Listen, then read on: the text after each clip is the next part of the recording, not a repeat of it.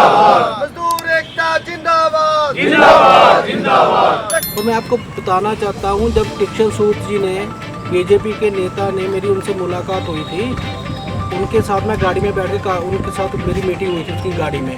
उन्होंने मेरे को शरेआम बताया था कि ये तेरा जो फिलिप्स का प्लाट है, इसमें अपना श्याम सुंदर अरोड़ा और बलबीर सिंह सिद्धू ये इन्वॉल्व है, इन्होंने तेरा प्लाट फिलिप्स का पकाया है। अब थोड़े दिनों में मैं देख रहा हूँ वही दीक्षित सूद बीजेपी का लीडर और इन दोनों मंत्रियों के गाल में पट्टा डाल के उनको जफ्फियाँ डाल रहा है। फिलिप्स के खिलाफ एक बार फिर से रैली है। हम 5 महीने पहले भी मिले थे, तो आप उन दौरान भी आपके कुछ मुद्दे थे जो नहीं सुने जा रहे थे।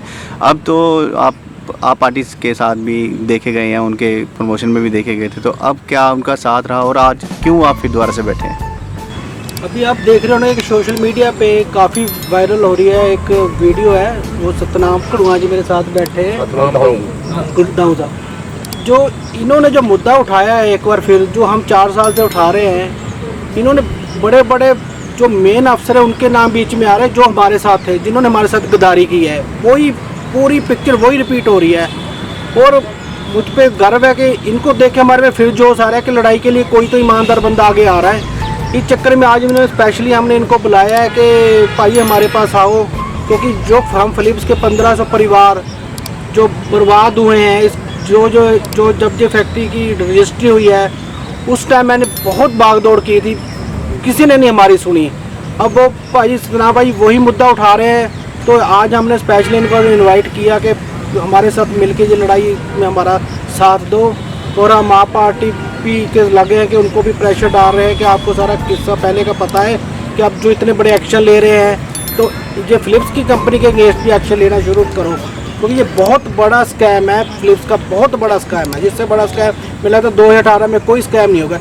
और इसमें इतने मंत्रियों के नाम आएंगे ना जी, मेरा चैलेंज है, बहुत मंत्री इन्वॉल्व है इसमें, जिनके उनमें बीच में प्लाट भी होंगे, जहाँ तक मेरे को उम्मीद है जी। मेरे पास सर इतनी कंप्लेंटें हैं ना अपना पंजाब पुलिस को, SSP को, SHO को, कि यहाँ फैक्ट्री में से सामान चोरी हो रहा है, सारा कुछ हो रहा है, पर वो कंप्लेंटें वैसे की वैसे पे है, कोई एक्शन नहीं हुआ।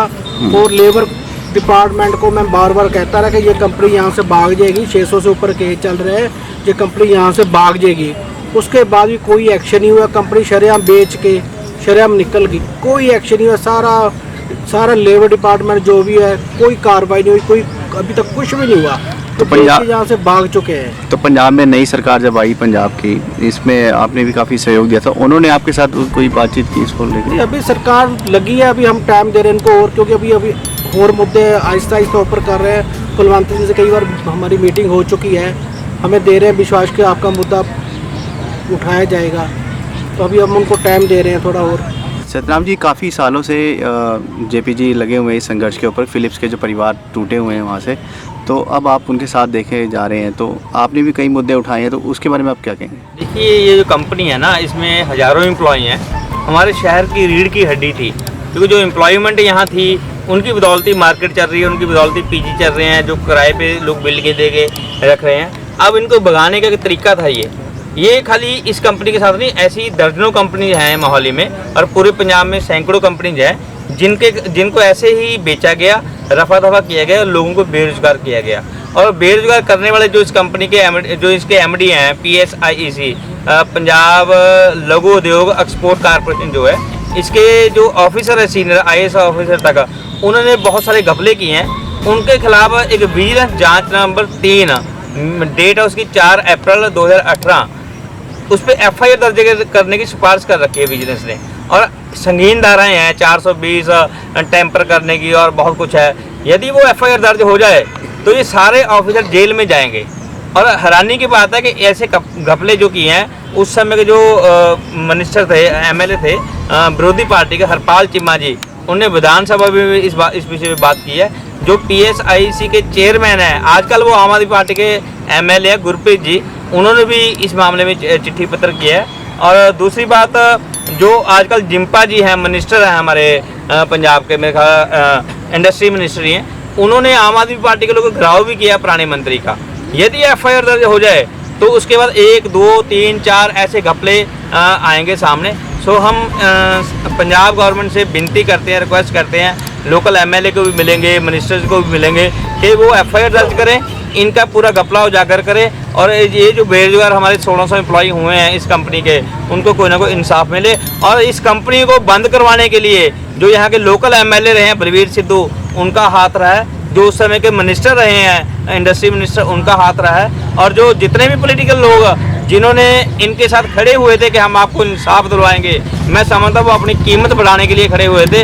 उन्होंने दूसरी पार्टी से पैसे लेके चुप कर गए, नहीं तो अब भी सरकार है, अब भी इनके खिलाफ, इनके पक्ष में बोल सकते थे। जो भी इनके साथ आया, वो लोकल एमएलए हो, कोई मंत्री हो या कोई बीजेपी के नेता हो, वो खाली नोट कमाने के लिए आए थे, इसलिए एकदम आवाज़ उठाई। जब वहाँ से कुछ मिल गया तो चुप करके बैठ गए। और हम मीडिया के रास्ते से आपको निवेदन करते हैं पंजाब गवर्नमेंट को कि भगवंत मान जी इनकी बात सुने और इनको इंसाफ दें। यदि पंजाब में ऐसे फैक्ट्री बंद होती रहेंगी, 2-2 हज़ार लोग जो अनएम्प्लॉय होते रहेंगे, तो पंजाब में रेवेन्यू कहाँ से आएगा, पंजाब में रोजगार कहाँ से आएगा।